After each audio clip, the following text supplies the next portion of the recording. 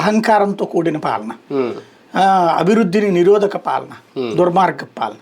ఇప్పుడు నువ్వు వెళ్ళేటప్పుడు టాయిలెట్కి వెళ్ళాలంటే సోన్సో టాయిలెట్కి వెళ్ళాలా, ప్యాంట్ షర్ట్ వేసుకోవాలంటే ఈ కలర్ తీసుకుని వెళ్ళాలా, వెనకాల డ్రై కలర్ ఎట్లా వేసుకోవాలి, ఇది కూడా రేపు పొద్దున ఏమన్నా రాసిస్తే పోతుందేమో పోలీసులు.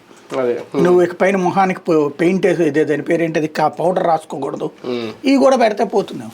మరి మనం పోలీస్ శాఖలో ఉన్నామా, ప్రభుత్వంలో ఉన్నామా, లేకపోతే మనకేం సంబంధం లేదు, మేము ఏం చేసినా జనాలు వెర్రిగొర్రెలాగా నమ్మేస్తారు, మేము ఎట్లాంటి షరతులు పెట్టినా సరే దాన్ని గొప్పగా ప్రశంసించే విద్యావంతులైన మూర్ఖులు ఉంటారు, లేకపోతే చప్పట్లు కొట్టే మీడియా ఉంటుంది, మేము ఏం చేసినా కరెక్ట్ ఎదురోళ్ళు అందరూ రాక్షసులను రాసేటటువంటి మీడియా ఉంటుంది, కాబట్టి మేము ఎట్టబడితే అట్ట రాస్తామంటున్నారో తెలియదు. ఒక రాజకీయ పార్టీ ఇదేదో వ్యక్తి వ్యవహారం కాదు.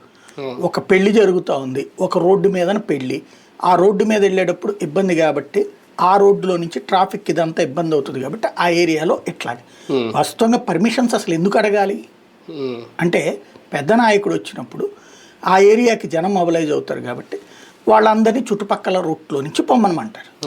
ఇప్పుడు మహానాడు మొన్న జరిగింది, దానికి ఏమైనా పర్మిషన్ ఇచ్చేటప్పుడు ఎన్ని బస్సులు వెళ్ళాలి, ఎంతమంది వెళ్ళాలి అని రాసిచ్చారా? అసలు ఏమైనా ఉందా అందులో? మరి ఇక్కడేంటి దీంట్లో? పోనీ ఏమన్నా ఉగ్రవాద చర్య లేకపోతే నక్సలైట్ల చర్య, వాళ్ళ మీటింగ్లా? అర్థం పర్థం